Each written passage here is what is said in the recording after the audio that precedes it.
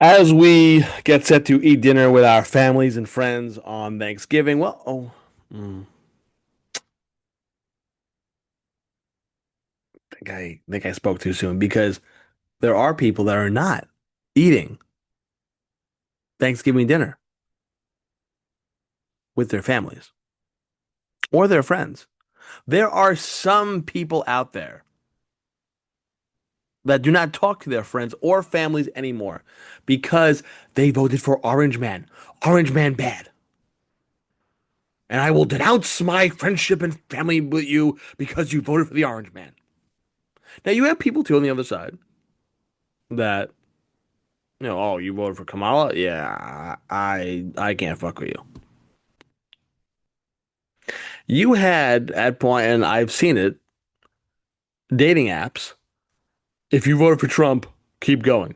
If you voted for this one, keep going. But you see more of the if you voted for Trump. See, this is what gets me. Think about this now. Okay. We're in America. Okay, you voted for someone that you don't like. But this is the new thing now. Oh, you don't know what I'm talking about. You're like, well, what's he saying? Well, think about this. When Bush was the Republican, 01, 04, when he was going up against Kerry, Bush was painted as this man that was taking all of our rights away. Sound familiar? Now, does that sound familiar? I want you to think about that. Because I remember I was in high school. George W. Bush is taking our rights away, taking everything away. That bad Texan. Oh, a white guy with a ranch. He's killing us again. And then you had Dick Cheney, which, mm, he's not going to be having Thanksgiving dinner this year. But Satan will be having dinner with him this year. But that being said, it was George W. Bush is going to kill us and going to kill us, and he's going to screw the whole country up. Well, what happened? Bush got out of office in 2008. Well, we're still here. Then we had Obama for 8 years.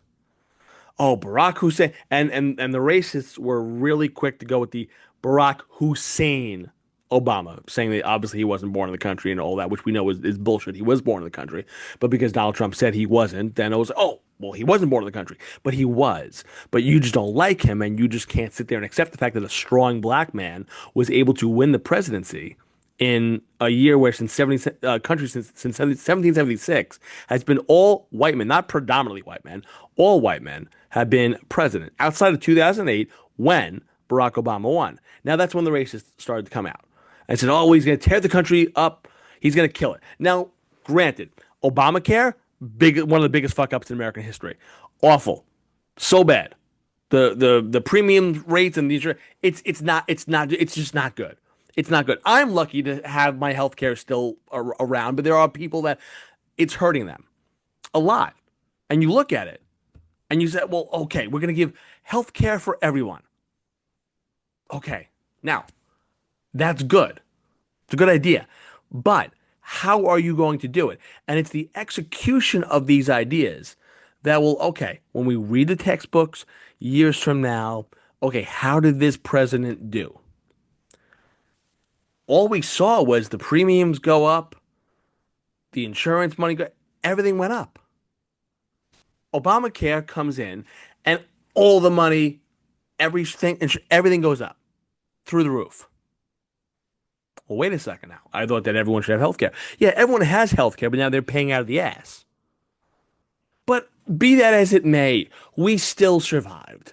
And the Barack Hussein Obama, people that would call him the Antichrist, he didn't kill America because he didn't hate America. So that was another lie. That was another one that, oh, this is the biggest election of our lifetime. This and that. Oh my God. There were people, oh, if you voted for Obama, I can't be with you. This and that. Oh my God. That's what it was. Then you had Trump. Trump comes along, Hillary, all that, this and that. Trump says grab him by the pussy. Hillary's got the emails. This one sucks. That one sucks. You got to pick somebody. Trump wins.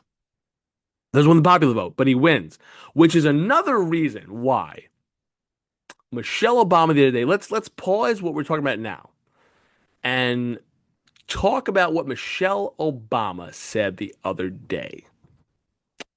Now, Michelle Obama was asked, "Would you run for president of the United States?" Now, I have been someone that has said since Obama left office, Barack, that Michelle had the elegance, and some of the things she says I don't agree with. I don't agree with how she was tackling I get where she was coming from with the school lunches, but oh, girl, let's give these kids a little bit something more than a graham cracker and an apple and a vegetarian burger. Because quite frankly, come on, let these kids eat. Be that as it may, she's a good speaker. She's very beautiful. Okay, this could be someone that has a political future. She says the other day that America is not ready for a woman president. Y'all be wasting my time. I'm not gonna do it. Don't waste my time. America is not ready. America has never been ready. This and that, blah, blah, blah. Hillary Clinton was a woman, and she won the popular vote over Donald Trump in 2016.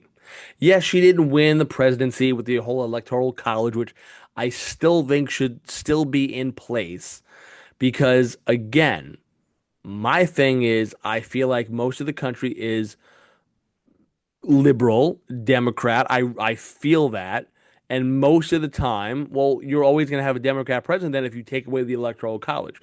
It also changes the way you campaign, changes the way you go out there, and also it makes election night a hell of a lot more interesting than, okay, we're about an hour in and the races are closed. So it does make that interesting. I would never get rid of the electoral college. It's something that I've talked about. We've gone over books about it. I wouldn't take it away. But there's Michelle Obama going, oh, well, I don't think we're ready. Well, we were ready in 2016. She just didn't win the electoral college. She didn't win the presidency, but the majority of Americans voted for a woman for president. And again, the only reason that Kamala didn't get in, and I don't want to hear that it was, oh, well, because she was a woman of color, well, she was Indian or black, or whatever she was. She wasn't white, but she was something. She was green, she was purple haze, whatever color she was. She wasn't white. But the problem with Kamala was she was only given 4 months to run a campaign. Nobody can do that. In fairness to Kamala Harris, nobody can do that. Her vice president pick sucked.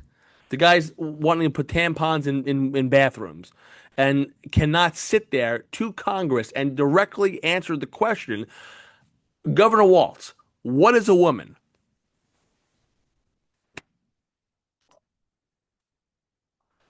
Governor Waltz, define what a woman is.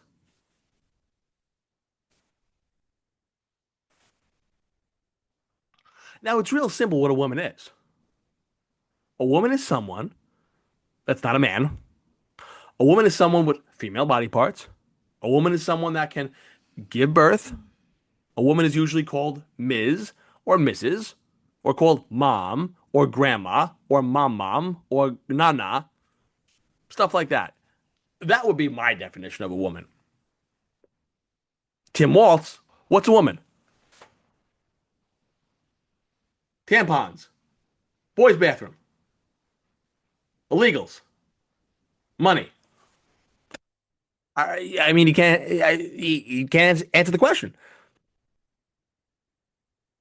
She should have picked Shapiro, but then again, Shapiro has turned into just a. There is nobody, and I've said this on social media, and I'm going to say it again.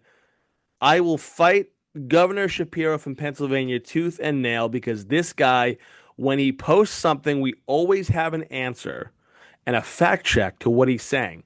And 99% of the time, he is wrong or he is not giving you the direct answer. And we've also called him Governor TikTok or Governor Photo Op or Governor Tight Jeans because I don't know what he was posting the other day. It was like, dude, are you trying to? First off, if you wear tight jeans and you don't have a bulge, you maybe should have your man card revoked. If there's nothing there, If it looks like there's one like those Ken dolls where you have the tight pants and it's like this, there's nothing there. Maybe you should have your man card revoked. Be it as it may, Governor TikTok would have been an okay choice for her because he would have carried Pennsylvania. Problem was they didn't want a Jewish person in there. That was the problem. You know the Democrats not really big into Israel, all that stuff. So they could not have Shapiro in there. She could have picked Pete Buttigieg, but then her excuse was, oh well, they weren't ready for a gay man. No, we're ready for a gay man if he's the right man. But if he's not good, he's not good. And again, with Kamala, yes, she had 4 months to run a campaign. She ran the Iowa primary and she got 1% of the vote. So what makes you think someone that was going up against Biden, going up against all these other Democratic candidates, and got not 21%, not 31%, 41%, 51%, 1% of the vote. How did we think she was going to be the candidate? And who picked her to be vice president? So that's them in a nutshell. But that's the excuse, that's the built-in excuse. When they put someone that is a woman or of color or whatever, well, they weren't ready. America wasn't ready. America had a black president for 8 years. Then after that, immediately after Obama, a woman, Hillary Clinton, won the popular vote. So America for 8 years, 12 years straight, was ready for a black man to be president and a female. So I'm kind of curious where Michelle's going with it because she knows she's going to lose. She knows she wouldn't win. Or she doesn't think she's going to win because I think she could win. I think Michelle Obama can win if she ran. Or I think she'd be damn close. I don't think she thinks she can win. Or maybe Barack saying, "Hey, listen, honey, I wouldn't go. You know, got to keep the Obama legacy. Just come home, come home. Don't go." I don't know why I sounded like Bill Clinton there, but the point is that's the built-in excuse now when they lose, or when anyone loses. And also, getting back to the original point I was saying, was that we've heard this since 2001, the most important election of our lifetime. Oh, you got to vote for our guy or else America's going to die. We're still here. We survived 8 years of Bush. We survived 8 years of Obama. We survived Trump 1. We survived Biden. We're surviving Trump 2. And my thing is, if you're going to sit there and you're going to say, I cannot be with someone because they voted for Donald Trump, or cannot be with someone because they voted for the other person, or only care about the Epstein files and pedophilia when it's the other team that did it. So, oh yeah, oh, pedophilia, all this stuff, like Jasmine Crockett. I'll be nice and I'll be brief on this one. My team did something quick.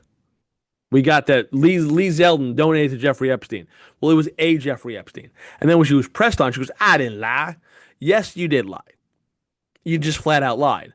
Or your staff is so incompetent or you're incompetent that you didn't do the research, but you thought that you had a Republican in a gotcha moment. And you said, okay, we're going to get him because the Republicans are the party of pedophiles. Well, that didn't work out for you, did it, Jazzy? It didn't. But I'm curious, did you say on the House floor about how Hakeem Jeffries solicited money from Jeffrey Epstein? Because we have the files for that. We have the actual text messages and the actual emails for that. So I'm curious if Jazzy said, okay, this is something that I want. No, she didn't do that. Because, again, it's okay to speak out against pedophilia and rape and murder and all that stuff when it's the other team doing it. And that's the thing to me. Sexual assault, rape, standing up for women's rights, yeah. But if the other team, if something's going down and it's your team that's involved, oh, well, I don't want to say anything here, you know. Well, come on, be the moral compass. Stand up against rape, stand up against sexual assault. Oh, no. It was, I'm sorry, what? It was a Democrat that raped somebody? Oh, we can't say that. And it's the same with the Republicans, but I feel like the Democrats do it so much more. I feel like people on the left are just more unhinged. You don't really see the people with the nose rings and the pink and blue hair screaming, "Oh, I can't. Oh, Donald Trump's on the screen. I'm melting. I'm melting. Ah! Why didn't they tip me 7 cents? I'm a Starbucks barista. Ah!" Like that's pretty much what you see, more so on the left. I'm just saying the party of tolerance is looks like the party of the unhinged. All I'm saying is this Thanksgiving, be like me in Paddington. I don't know who Paddington voted for, and quite frankly, I don't fucking care. And neither should you. So this Thanksgiving, fuck it. If your uncle or fucking aunt uncle or great uncle voted for Donald Trump, sit down with him, have a beer, have a turkey leg, and shut the fuck up. Because you live in America, not Venezuela or Nazi Germany, where if you voted for the wrong person, you can get hung or killed. Okay? You're in America, you voted for the other guy, deal with it. Because guess what? At the end of the day, we're all on the same team. Because the politicians, they're certainly on the same team. Why are you struggling economically? Oh man, I'm buying too much avocados. Well, man, I'm buying too much coffee. No, it's because the billionaires keep switching the rules up because they're all on the same team. And then there we are. So come on. If you want to talk about teams, we can go on forever. Happy Thanksgiving, everyone.